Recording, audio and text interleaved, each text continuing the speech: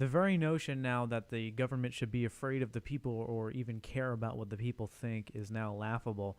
And Fox News, the supposedly conservative news organization that's supposed to actually care about the Constitution, at least somewhat, is what they claim, actually is laughing at the very suggestion by Thomas Jefferson that the government should fear the people after calling Edward Snowden a traitor against the United States and saying basically that he should be thrown in jail forever. I'm going to play this clip, and it is fair use. This is not against YouTube rules to play this clip here for just a moment to show you exactly what this panel on Fox News went and said when it came to talking about the First Amendment. I just want to say I agree with Thomas Jefferson, author of the First Amendment, who said that the government should be afraid of the people. Yeah, and I must say.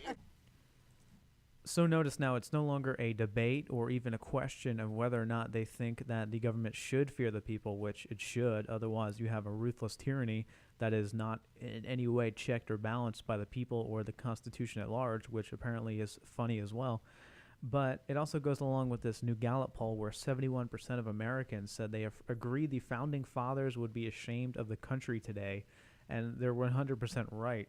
In case you haven't seen it, 71% of all Americans polled, which is, of course, is through a polling agency where they poll several thousand and there's a degree of error, but 71%, extremely high. I don't know how 29% think that the founding fathers wouldn't be ashamed of this country.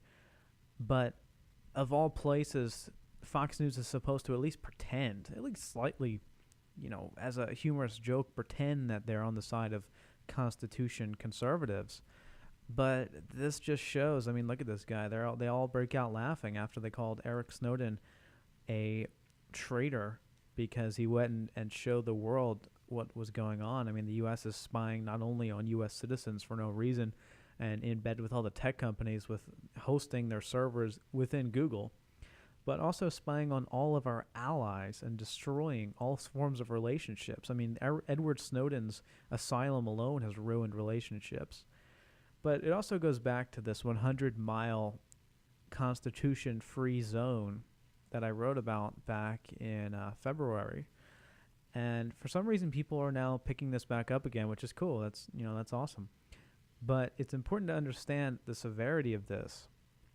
Again, this was somewhat old news even when I covered it. But 197 million citizens are now subject to electronic belonging searches without any suspicion under new DHS regulation. And again, it's not new. They just went and said, yeah, we're going to look into it.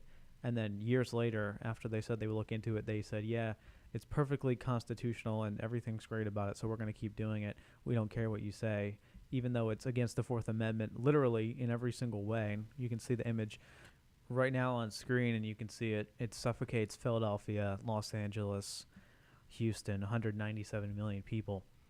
And they don't care. If they find something on your computer that's criminal, or if they find something that's related in any way to Islamics in any form at all, looks like they'll just arrest you, as was the case with this one guy the ACLU picked up. And he just had pictures of Middle Easterners protesting. And they went ahead and said, yeah, you're a terrorist, come with us, and locked him in a cell. And he had to go ahead and prove he wasn't a criminal. So it's up to you now to prove that you're not a criminal if you have pictures online. Just imagine what you've seen on the internet, because how this works actually, really, if the police want to find something, they can. Because when you go on the internet, even if you're just browsing Google, every single image is saved in one way or another to your computer, your hard drive. And now the NSA can just go through your ISP and just look at it anyway, but every image that you see is saved deep within your hard drive, and it's virtually impossible to erase everything. So there's stuff that, I can go back, and I accidentally deleted a bunch of video files recently, and I got a piece of software to get your deleted files back since you accidentally deleted them. And I was looking through the deleted files, or, supposedly deleted files. It's actually just your computer has temporary files that will be downloaded for whatever reason when you're browsing the internet. Just downloads every single thumbnail of every possible thing. And I was looking through some of the stuff, and I was like, I never actually downloaded this physically. never went and clicked to download this or even taken a screenshot or anything like that. So what it was is basically that your computer essentially saves every single thing that you see on screen. So if someone sends you something stupid, or you're on Google and an image comes up that's illegal in some way, or anything really, on a social media website on Facebook, and someone shares something, well, that's on your hard drive now. So it's pretty much impossible for law enforcement not to find something to incriminate you.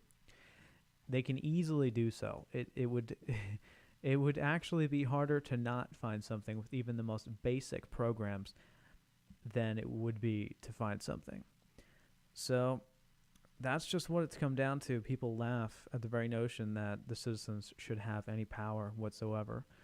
So I think it's time to educate your friends and show them this clip in this video where Fox News shows their true allegiance is not to the people or the Constitution, but of course the corporate scripted mainstream media monopoly that continues to dish the same old drivel.